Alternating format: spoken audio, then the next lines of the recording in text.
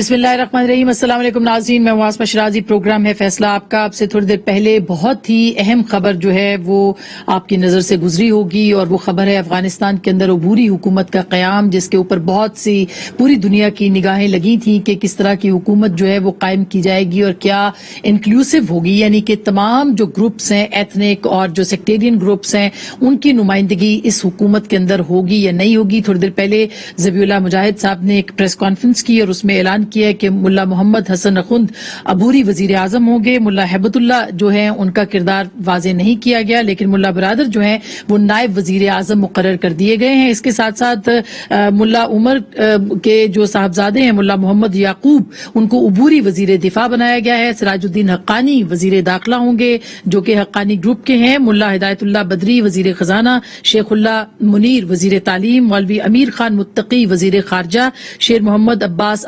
استنگزئی نائب وزیر خارجہ، خلیل الرحمان حقانی وزیر برائے مہاجرین، اور قاری فصیح الدین آرمی چیف ہوں گے۔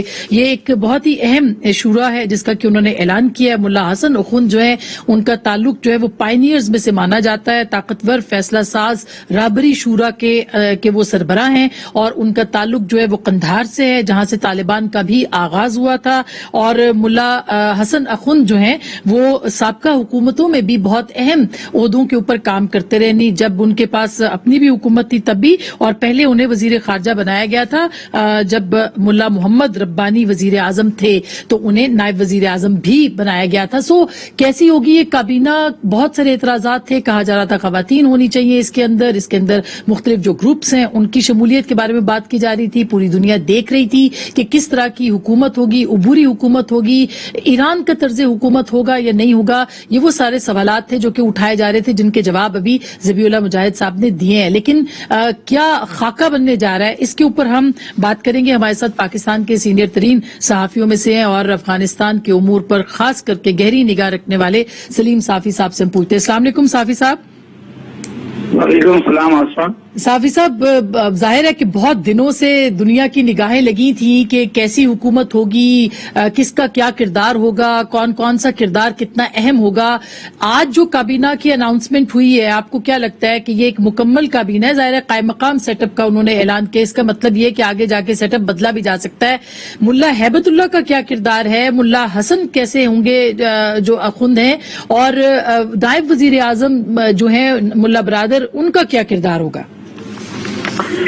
دیکھیے اسلم، ملا ہیبت اللہ کا کردار اس کے بعد بھی کلیدی ہوگا، کیونکہ ایک ہم یہ تو نہیں کہہ سکتے کہ یہ ایگزیکٹلی یا ایرانی سسٹم سے مشابہ سسٹم ہوگا، لیکن جس طرح وہاں پہ رہبر کو ایک مذہبی تقدس بھی حاصل ہوتا ہے، تو یہاں پہ چونکہ ملا ہیبت اللہ امیر المومنین ہیں اور پہلے سے یہ سب لوگ ان کے بیعت کر چکے ہیں، تو ایک تو یہ ہے کہ ملا ہیبت اللہ پہلے سے چونکہ وہ کوئی وزیر بنا ہے کوئی نہیں بنا ہے، جتنی بھی طالبان کی لیڈرشپ ہے وہ ان کے بیعت میں منسلک ہیں، اور پھر جو شورا ہے ان کی قیادت میں وہ ظاہری بات ہے کہ اس پوری حکومت کی نگرانی کرے گی۔ طالبان کے پچھلے سیٹ اپ میں بھی اگر آپ دیکھیں تو ملا محمد عمر نے کوئی عہدہ نہیں لیا تھا، اور جو وہاں پہ حکومتی شورا بنی تھی تو اس میں وزیر اعظم کے منصب پہ اس وقت اس کو رئیس الوزراء کہتے تھے، وہ ملا ربانی صاحب تھے، لیکن آپ نے دیکھا کہ پورے سیٹ اپ میں جو کلیدی کردار تھا، ملا عمر کے ایک کاغذ پہ اس کے ایک دستخط سے درجنوں وزراء ادھر ادھر ہو جاتے تھے، گورنر ادھر ادھر ہو جاتے تھے، اور ان کے فیصلے سے کوئی سرمو انحراف کی ضرورت نہیں کر سکتا تھا۔ تو چونکہ ہیبت اللہ صاحب اس کے بعد بھی امیر المومنین کے منصب پہ فائز ہوں گے، اس لیے ان کی وہ اپنی حیثیت برقرار رہے گی جو اس حکومت کی نگرانی کرے گی بنیادی طور پر۔ اچھا، ہم یہ سمجھ رہے تھے کہ ظاہر ہے جو آپ نے بھی کہا جیسے کہ ایک سپریم کاؤنسل یا اس طرح کی کوئی رہبر اور اس طرح کا فوری اناؤنس ہوگا، لیکن وزیر اعظم کا عہدہ، نائب وزیر اعظم کا عہدہ، یہ ایک بڑے امپورٹنٹ ہے۔ اس کا مطلب تو یہ ہے کہ جو ویسٹرن سسٹم ہے اس کو بھی اڈاپٹ کیا گیا، اور اس کے ساتھ ساتھ یہ بھی بتاتے چلیں کہ وہ جو تنازع تھا انکلوسیو گورنمنٹ کا، وہ انکلوسیو گورنمنٹ یعنی جامع اور سب گروپس کی نمائندہ حکومت جو ہے، اس میں کیا رکاوٹیں رہیں کہ ان کو 9/11 سے پہلے آج ہی اناؤنس کرنا پڑا اس کو؟ देखिए, एक तो पहले दिन से तालिबान के यहाँ इंक्लूसिव गवर्नमेंट की तारीफ कुछ और की, और जो दुनिया के जो ममालिक उनसे तकाजा या मुतालबा कर रहे थे उनकी तारीफ कुछ और थी। तालिबान इंक्लूसिव गवर्नमेंट की ये तारीफ कर रहे थे कि जी उसमें उज़्बेक भी होंगे, उसमें ताजिक भी होंगे, उसमें हजारा भी होंगे, लेकिन वो वही लोग होंगे जो उनकी तहरीक का हिस्सा है। मसलन अब वो ज़बीउल्लाह मुजाहिद ने भी अपने प्रेस कॉन्फ्रेंस में कहा कि जो आर्मी चीफ बनाया गया है, जो इस वक्त बदख्शान सूबे का जिससे बुरहानुद्दीन रब्बानी का भी ताल्लुक है और जो था और जो उनके बेटे का वहां से ताल्लुक है, तो कारी फसीहुद्दीन जो आर्मी चीफ होंगे तो वो कहते हैं कि वो ताजिक हैं। इसी तरह उज़्बेक और तुर्कमन लोगों को भी जो तालिबान से वाबस्ता थे काबीना में नुमाइंदगी दी गई है, तो वो इंक्लूसिव की तारीफ ये करते हैं। जबकि उसके बरक्स जो पड़ोसी ममालिक का मुतालबा था तो वो उस इंक्लूसिव गवर्नमेंट से ये मुराद लेते थे कि उसमें साबिक हुकूमत के जो लोग हैं, हामिद करजई और इस तरह के लोग और गुलबदीन हिकमतयार हो गए, या फिर जो ताजिक रहनुमा हैं अब्दुल्ला और अहमद ज़िया मसूद या अहमद मसूद और फिर उज़्बेक रशीद दोस्तम, उनको या उनके नुमाइंदों को भी ऑन बोर्ड लिया जाए। वो बातचीत काफी अरसे हुई और उसमें पड़ोसी ममालिक बिलखसूस पाकिस्तान ने भी बड़ी कोशिशें की कि उसका कोई नतीजा निकले, लेकिन वो दोनों के मुतालबात में इतना बोदुल मशरिकैन था कि वो मटीरियलाइज नहीं हो सका। अच्छा, ये इंटरेस्टिंग पॉइंट है साफी साहब, क्योंकि हाल ही में वीकेंड पे हमारे ISI चीफ जो हैं वो काबुल गए थे और कहा जा रहा था कि उनकी मीटिंग्स भी होंगी, और फिर पूरी दुनिया से एक वावाकार भी मच गई कि पाकिस्तान ने अपना किरदार अदा किया। आज ज़बीउल्लाह मुजाहिद साहब ने वाज़े लफ्जों में कहा कि पाकिस्तान की कोई इन्वॉल्वमेंट नहीं है और हम किसी की इन्वॉल्वमेंट को, इंटरफेरेंस को तस्लीम भी नहीं करेंगे। लेकिन क्या पाकिस्तान का कोई किरदार था और क्या है, और क्या पाकिस्तान ने कोई कोशिश की कि तमाम ग्रुप्स को जो है और खास करके खवातीन को वो इसमें शामिल किया जाए?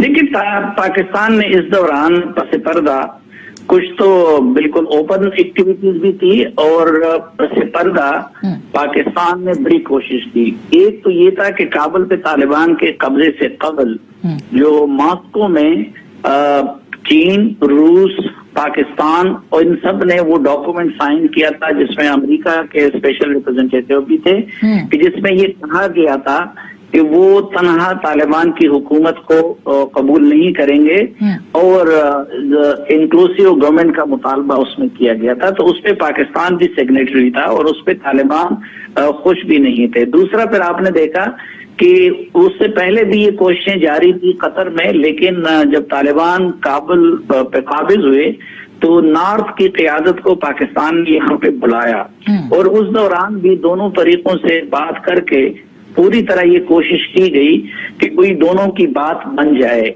लेकिन मुतालिबात में बहुत ज्यादा फर्क था।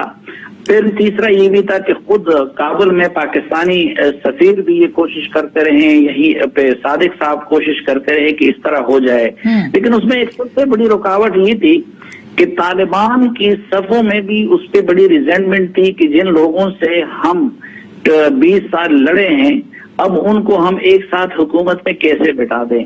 दूसरी तरफ से बड़ी रुकावट ये थी कि मसलन अब हामिद करजई साहब सदर रहे थे अफगानिस्तान के, अब्दुल्ला चीफ एग्जीक्यूटिव रहे थे और अब पीस कमीशन के सरबराह थे।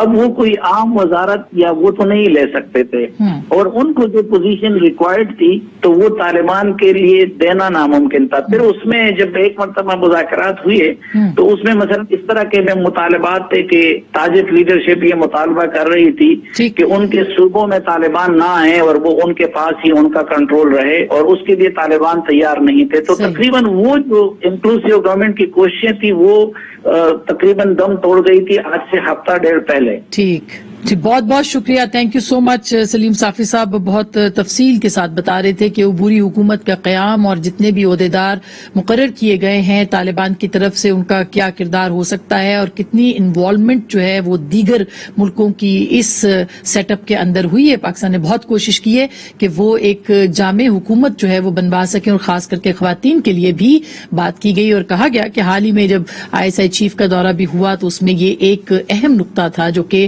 اٹھایا گیا تھا کہ خواتین کی شمولیت کو یقینی بنایا جائے. ایک جس طرح سے مختلف جو پڑوسی ممالک ہیں وہ بات کر رہے ہیں اور اس حوالے سے اپنی جو بات ہے وہ سامنے رکھ رہے ہیں طالبان کے. سو بڑھتے پاکستان کے حالات کی طرف اور پاکستان کی سیاسی جو صورتحال ہے اس کے اوپر بھی ظاہر ہے کہ افغانستان ہو یا پوری دنیا کے معاملات, پاکستان کے اندر جو اندر کی سیاست ہے اس کے اوپر اس کے گہرے اثرات ہوتے ہیں اور آگے جا کے اگلے 6 مہینے کہا جا رہا ہے کہ پاکستان کی سیاست کے لیے بھی بہت اہم ہیں. آج وزیر اعظم نے بھی خطاب کیا جس میں کہ انہوں نے کمال جو عظمت کا مظاہرہ کیا یا انہوں نے کمال بات کی. انہوں نے یہ کہا کہ جی جو مشرف صاحب کا معاملہ تھا وہ آئین توڑنے سے بڑا ان کا جو برا کام تھا وہ پاکستان کے سیاستدانوں کو یا اس وقت کی جو سیاسی جماعتیں تھیں ان کو NRO دینا تھا.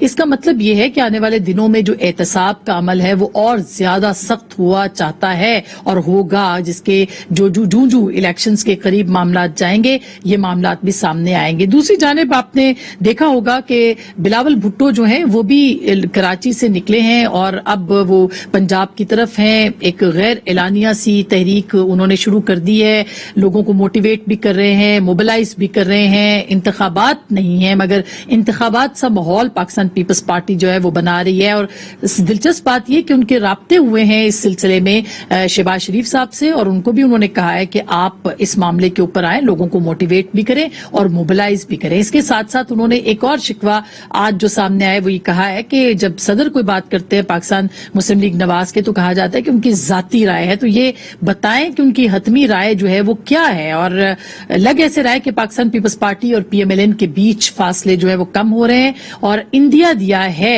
شہباز شریف صاحب نے بھی کہ پارلیمان کے اندر یا اس سے باہر APC جو ہے وہ بلائی جا سکتی ہے یا کوئی پیپلز پارٹی کے ساتھ رابطے اور زیادہ مضبوط کیے جا سکتے ہیں. اس کے اوپر ہم ضرور بات کریں گے آج کے اس پروگرام میں. اس دوران پنجاب میں 3 سال کے اندر 4 چیف سیکرٹری چوتھے یعنی ابھی ہیں اور 6 IG تبدیل ہو چکے ہیں. 4 چیف سیکرٹریز ہیں اور 6 IGs ہیں. اس کے باوجود پنجاب حکومت کی پرفارمنس جو ہے اس کے اوپر سوال بھی ہے اور اب چونکہ الیکشنز ہیں تو اعتراضات بھی ہیں کہ یہ جو نئی تقرریاں ہیں اسی تناظر کے اندر ہے. اس پہ ہم بات کریں گے.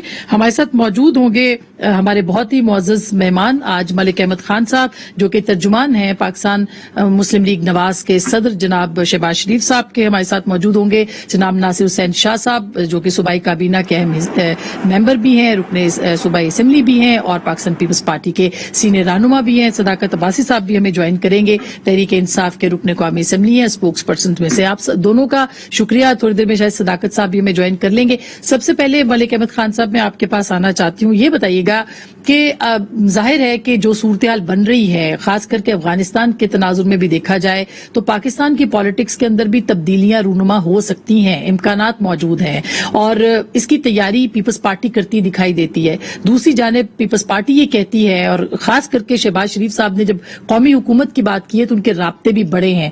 تو پہلے تو یہ بتا دیں کہ قومی حکومت کی بات شہباز شریف صاحب نے کیوں کی اور ان کا مطمع نظر کیا ہے؟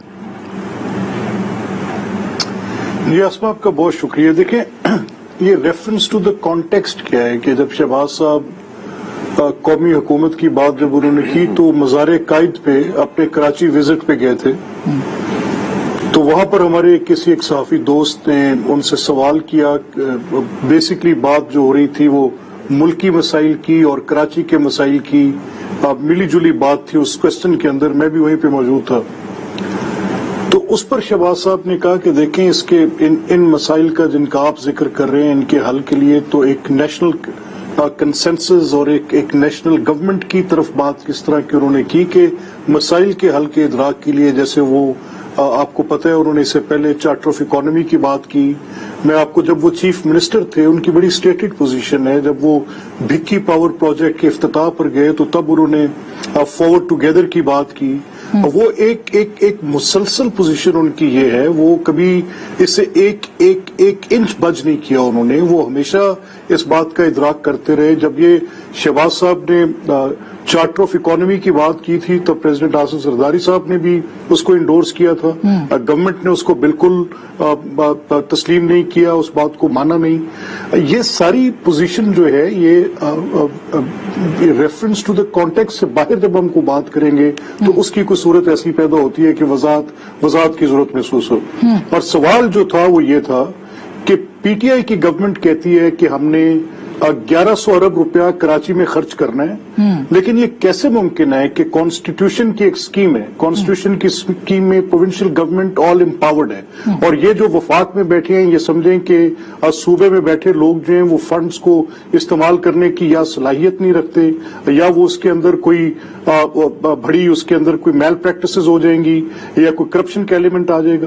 تو ابھی یہ کام ہوا نہیں ہے. اس سے پہلے ان کو اپنی ایک پری کنسیو پوزیشن میں آ کے کانسٹیٹیوشن کو وہ ڈیفیٹ کرنے لگ پڑے. اچھا. تو ان حالات میں ملک کیسے چلے گا؟ تو اس سوال کے جواب میں شہباز صاحب نے کہا کہ یہ کام ایسے ہیں جیسے کراچی پورے ملک کے لیے ایک ایسا درجہ رکھتا ہے کہ جو فیڈ کرتا ہے, ریونیو سب سے زیادہ جنریٹ کرتا ہے, پاکستان کا سب سے بڑا شہر ہے, ایک بڑی پیوٹل پوزیشن ہے.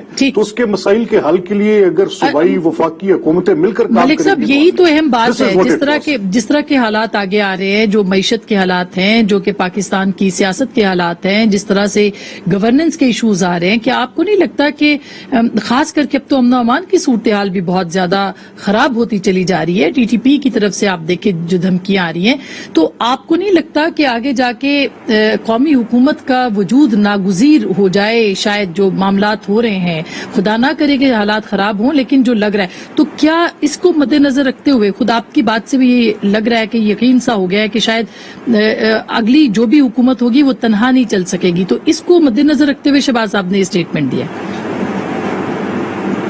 نہیں, ایبسولوٹلی. میں نے تو آپ سے یہ بات کہی کہ جو اس وقت پوزیشن ہے وہ بڑی ڈیفیکلٹ ہے. یعنی گورنمنٹ اس چیز پہ اتری ہوئی ہے. آپ کوئی بھی پولیٹیکل فارمولا لے لیں کسی بھی چیز پہ, لیکن جس میں ایک ریاستی پورا نظام آپ کی ڈگنیٹی کو ایروڈ کرنے اترا ہوگا تو میرے نزدیک واقعی کسی چیز کی اہمیت نہیں رہ جائے گی. مجھے سب سے پہلے اپنی ڈگنیٹی کی فکر ہے. یعنی آپ اسٹیٹ کا پورا اپریٹس میرے خلاف استعمال کرتے ہوں اور اس چیز پہ تلے ہوں کہ بھی آپ ایک ہائپوتھیٹیکل ایک ایلیگیشن مجھ پر, ایک ازمپٹیو نیچر پہ, اور اس کے بعد پھر پورے اسٹیٹ کے وسائل جھونک دیں کہ آپ کو ثابت کرنے کے لیے کسی رول آف لا کی پرائم منسٹر بات کر رہے ہیں. وہ رول آف لا کیسا رول آف لا ہے جو مجھے تو سزا دیتا ہے لیکن دوسرے کو مبرا قرار دیتا ہے؟ رول آف لا ہے جو سیکورٹی آف ٹینیورز کی پرواہ نہیں کرتا. یہی بات ہے ناصر حسین شاہ صاحب, کیونکہ اپوزیشن جب ڈیوائیڈڈ ہے اور وہ تقسیم ہے اور وہ ایک پیج پہ نہیں ہے, تو پھر وہ جو آئینی پیج ہے جس کی رول آف لا کی بات کر رہے ہیں ملک احمد خان صاحب, اس کا شکوہ آپ کیسے کریں گے؟ کیا بلاول صاحب کی جو بات چیت ابھی ہوئی ہے شہباز صاحب سے, اس سے کوئی ہم یہ اخذ کر سکتے ہیں کہ یہ جو پاکستان کے آئین کو یا پاکستان اگلے جو انتخابات کا ڈھانچہ بدلنا چاہ رہی ہے حکومت, جو میڈیا لاز لے کے آ رہی ہے, اس کے اوپر آپ اکٹھے ہو سکیں گے, آواز بلند کر سکیں گے؟ کیا بات ہوئی ہے ان کی اس پہ؟ بسم اللہ الرحمن الرحیم. اللہم صلی علی محمد و آل محمد.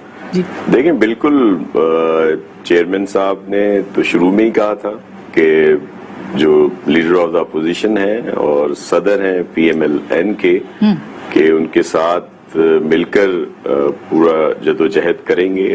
اسمبلیوں میں اپنے جتنے ممبرز تھے انہیں کہا کہ آپ میاں صاحب کی اس میں رہیں سپورٹ میں.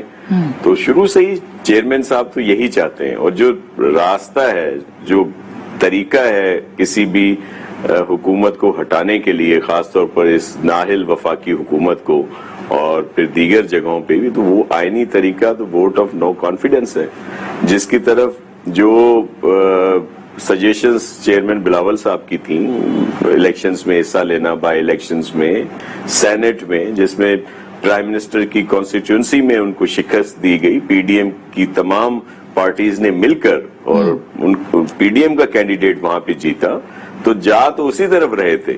پھر یہ بیچ میں آپس میں جو اختلافات ہوئے چلیں وہ تو گزر گیا, لیکن اب میں بہت پر امید ہوں کہ چیئرمین بلاول صاحب اور میاں شہباز شریف صاحب یا ANP کے دوست ہیں یا دیگر جو لوگ ایوانوں میں بیٹھے ہیں وہ مل کر اس طرح کی اسٹریٹجی کریں گے کہ اس موجودہ حکومت سے جان چھڑائی جائے، اور جو ان کے طریقہ کار ہیں، جو یہ جو نیا انہوں نے ایک اور طریقہ ڈھونڈ لیا ہے، پہلے RTS تھا، اب EVM کی طرف جا رہے ہیں کہ کوئی نہ کوئی چیز ایسی لے آئے کہ جس سے ان کو کوئی فائدہ پہنچے، تو ایسا نہیں ہونے دیں گے، اور آپس میں یہ وقت کی ضرورت ہے کہ ہم سب کو آپس میں مل کر اس حکومت کے خلاف. شاہ صاحب آپ تو کہہ رہے ہیں کہ ایسا نہیں ہونے دیں گے، لیکن سب سے بڑی رکاوٹ اپوزیشن کے اندر اپوزیشن ہی ہے. ظاہر ہے کہ جو سٹانس مولانا فضل الرحمان صاحب کا ہے، جو سٹانس PMLN کے کچھ رہنماؤں کی طرف سے آیا ہے، دیکھنے کو ملا ہے،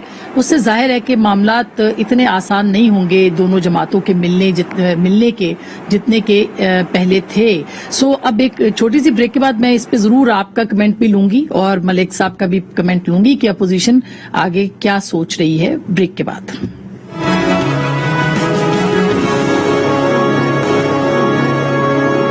ویلکم بیک ناظرین، ایک دفعہ پھر آپ کو خوش آمدید کہتے ہیں. شاہ صاحب آپ سے ایک دفعہ پھر، چونکہ میں بریک لینے سے پہلے آپ پہ ہی سوال چھوڑ کے گئی تھی کہ آپ کہتے ہیں کہ یہ سب کچھ ہو جائے گا، کیسے ممکن ہے؟ بہت سی رکاوٹیں ہیں، پیپلز پارٹی کے اندر بھی ہوں گی، آپ پہ بھی بہت الزامات ہیں کہ سینٹ انتخابات کے اندر ایک چھوٹی سی پوزیشن کے لیے PDM کو توڑا گیا، اور دوسری طرف آپ دیکھیں کہ PMLN کے اندر بہت ریزسٹنس ہے. دو جو بیانیے ہیں وہ آپ کو ملنے دیں گے یا نہیں ملنے دیں گے؟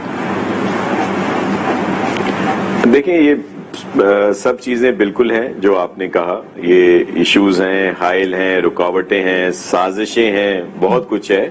لیکن میں ہمیشہ کہتا ہوں کہ میں ذاتی طور پر ایک سیاسی ورکر ہوں، میں پر امید ہوں کہ یہ ایک ساتھ ضرور ہوں گے.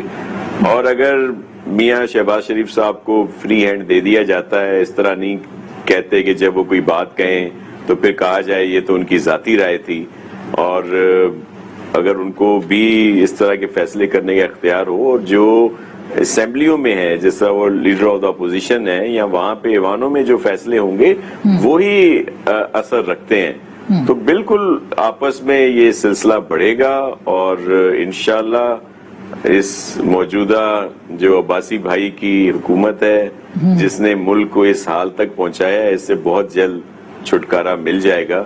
اور اس یقین کی وجہ کیا ہے؟ کیونکہ آج بلاول صاحب کہہ رہے تھے اگلا وزیر اعظم جیالہ ہوگا، پنجاب کا وزیر اعلیٰ جیالہ ہوگا. اس یقین کے پیچھے کیا، اور کیوں آپ لوگ ابھی سے الیکشنز کی تیاریوں میں جتنے آپ مصروف ہیں اور کوئی جماعت اتنی مصروف نہیں ہے؟ دیکھیں، ویسے تو سب لوگ ہی مصروف ہیں الیکشن کی تیاریوں میں. حکومت خود اس طرح کی تاثر دے رہی ہے، سٹیپس لے رہی ہے کہ وہ جو آنے والا 2022 ہے وہ الیکشن کا سال ہے.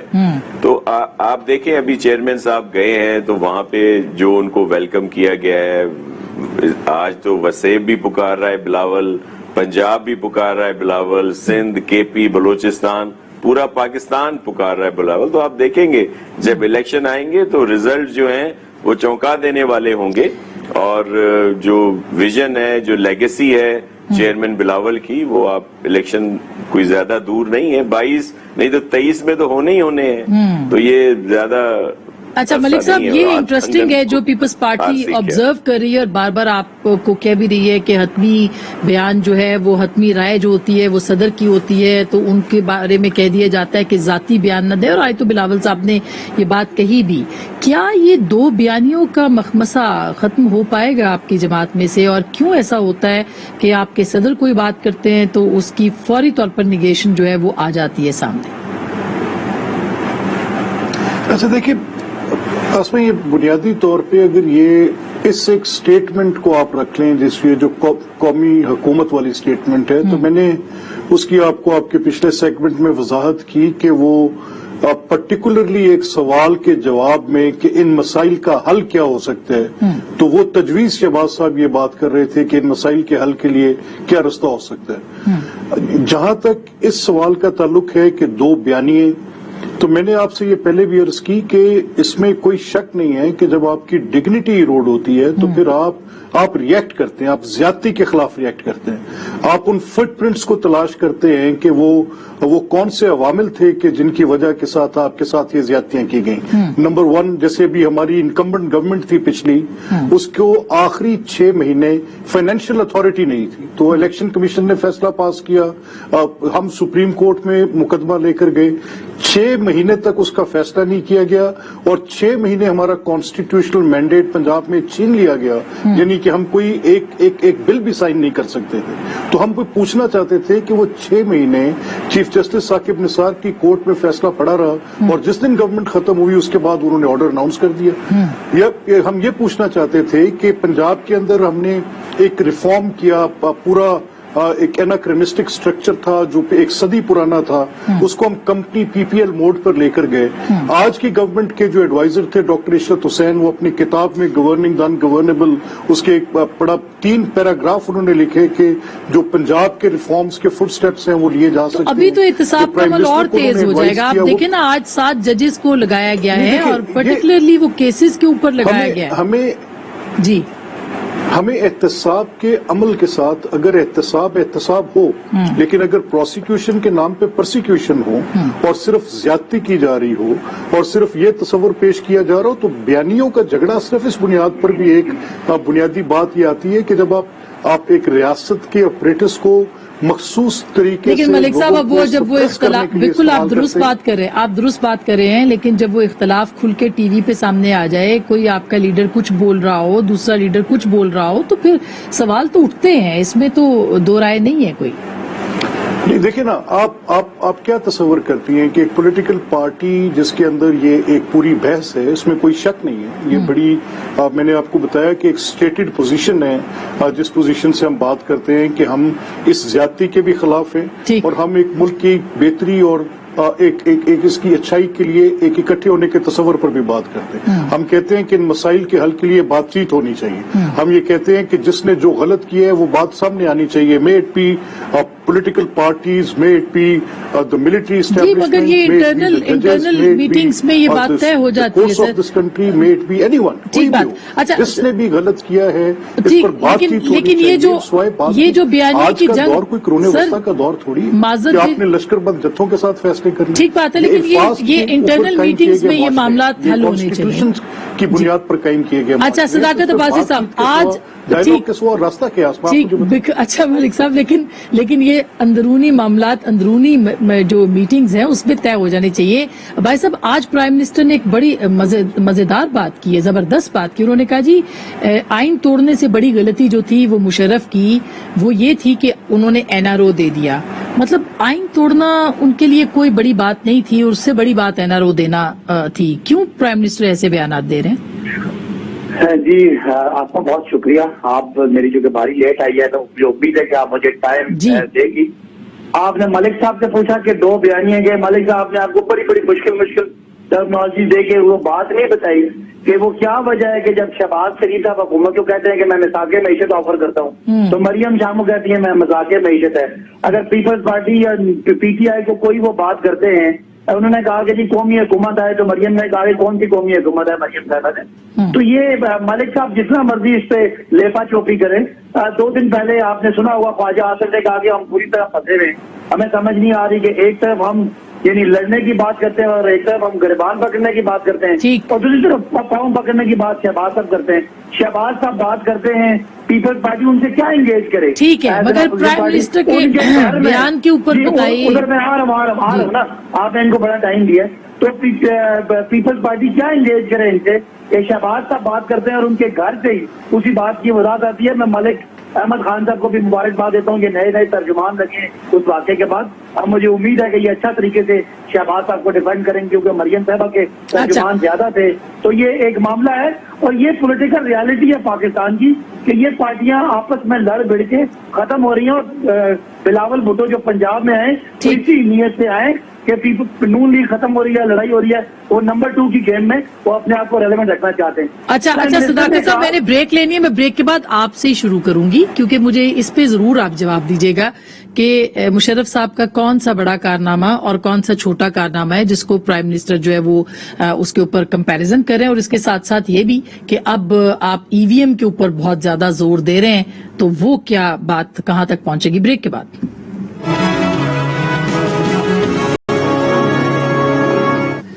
ویلکم بیک ناظرین, ایک دفعہ پھر آپ کو خوش آمدید کہتے ہیں. شاہ صاحب, ظاہر ہے کہ آخری کچھ منٹ ہیں, تو آپ کو کیا لگتا ہے کہ اگلے 6 ماہ میں پوزیشننگ کیا ہوگی سیاسی جماعتوں کی, اور کیا آپ کو لگتا ہے کوئی نیا اتحاد اپوزیشن کا وجود میں آ سکتا ہے؟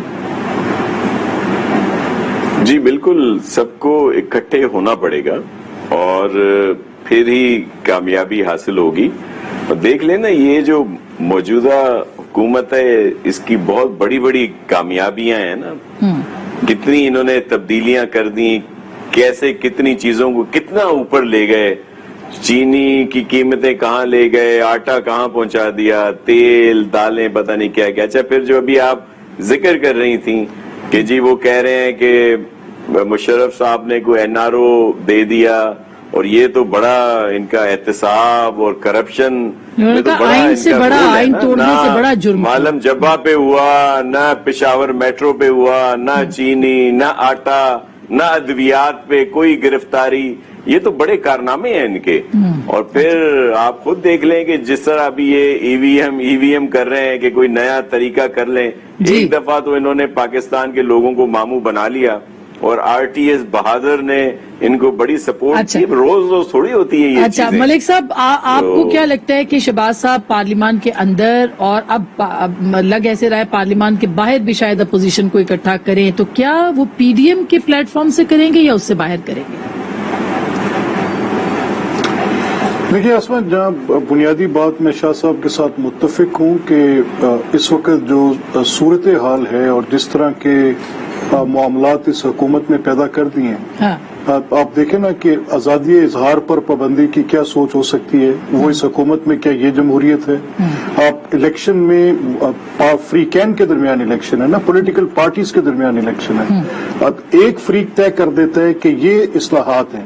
کبھی کسی جمہوریت میں ایسے ہو سکتا ہے کہ جو پارٹیسپیٹنگ اس میں جو لوگ شامل جنہوں نے ہونے ہیں ان کی رائے بھی آپ نہیں لیتے اور آپ فیصلہ کر کے آ جاتے ہیں. تو اس طرح کے حالات میں میرا خیال ہے سب کو اپنے اکٹھے ہونا پڑے گا. باسی صاحب, بڑا چیلنج ہے آپ کے سامنے. ہو سکتا ہے اگلے 6 مہینے کے اندر اپوزیشن, میڈیا, سول سوسائٹی وہ آپ کے خلاف کھڑے ہوں, جو لگ رہا ہے میڈیا لاس کے حوالے سے بھی. جی ہم واٹس ایپ پلس آفر لگائیں اور انجوائے کریں پورا. جی صداقت صاحب, کون سا سافٹ ویئر دیتے ہیں آپ؟ جی صداقت صاحب, سب سے پہلی بات کہ یہ اگلا الیکشن آ رہا ہے تو پیپلز پارٹی نے یہ بتانا ہے کہ کیوں ہمارا 13 سال میں ہمارا کراچی جو خوبصورت شہر کا چمکتا دمکتا تھا, کیوں وہ کچرے کا ڈھیر بن گیا, کیوں اس میں نالے بند ہوتے ہیں, کیوں اس میں قبضے ہوتے ہیں, کیوں آپ نے اس کو کراچی والوں کو ایک بس سروس نہیں دی, کوئی اسپتال نہیں دیا, کوئی ایمبولینس نہیں دی, کوئی اسکول کالج نہیں دیا. تو لوگ اس سے سوال پوچھیں گے. بلاول صاحب بھلے آئے پنجاب میں لیکن اپنے ساتھ وہ سندھ کی غربت کا پیکج لے کے آئیں گے, وہاں لوگوں کی آہیں اور سستیاں لے کے آئیں گے. تو پی ٹی آئی آگے سے ہیلتھ کارڈ پہ ان کا مقابلہ کرے گی, پی ٹی آئی آگے سے اپنی جو شفاف گورننس ہے اس سے مقابلہ کرے گی, پی ٹی آئی نے جو کچھ پاکستان کو ریفارم کیا تو ای وی ایم کے اوپر کنسنسس تو پیدا کریں, اس کے بعد پھر اس کی. اب اگلی بات یہ ہے کہ دیکھیں آپ ای وی ایم پہ یہ بیٹھے بٹھائے اگر انکار کر دیں گے, ہم ان کو دعوت دیتے ہیں آپ ای وی ایم پہ آپ اعتراض کریں. چلے میں کہتا ہوں ہمارا طریقہ غلط ہوگا, آپ بھائی کو متبادل تو دیں. آپ میں نہ مانو کی باتیں کر رہے ہیں. آپ کو پتا ہے کہ آپ نے اگلے الیکشن میں بھی یہی ڈھونگ رچانا ہے کہ داندھی ہوگی, ہم جیت رہے تھے. پیپلز پارٹی خوشاب میں 300 ووٹ لے کے اگر اگلا یہ کہتے ہیں کہ ہم پنجاب سویپ کر رہے ہیں تو آخری الیکشن میں تو آپ کو 300 ووٹ پڑا ہے, تو اس کے علاوہ آپ کے پاس کوئی نہیں ہے. شاہ صاحب یہ باتیں ساری خوش ہونے کے لیے آپ ہو جائیں. اگلے الیکشن میں کارکردگی ہوگی, پاکستان کے کارکردگی ہوگی اور پی ٹی آئی کارکردگی پہ ہی ووٹ لینے کی کوشش کرے گی. بہت رورل تک لے گئے آپ تینوں کا بہت شکریہ، بہت شکریہ شاہ صاحب آپ کا بھی، ملک صاحب آپ کا بھی، اور بھائی صاحب آپ کا. جی ملک صاحب رہنے دیں. بہت شکریہ. میں نے کہا اگر کارکردگی بنیاد ہے تو پھر رہنے دیں. اچھا بہت شکریہ. میرا خیال ہے کہ کارکردگی کی بنیاد کے اوپر الیکشنز اگر پاکستان میں ہو جائیں تو پھر اس سے بہتر تو کوئی بات ہے ہی نہیں. امید یہ ہے کہ انتخابی اصلاحات کے اندر جو ہے وہ کم از کم کنسنسس پیدا کیا جائے گا، ورنہ اگلے 6 مہینے پاکستان کے لیے بہت اہم ہیں ہر لحاظ سے. گفتگو آپ نے سنی، فیصلہ آپ کا.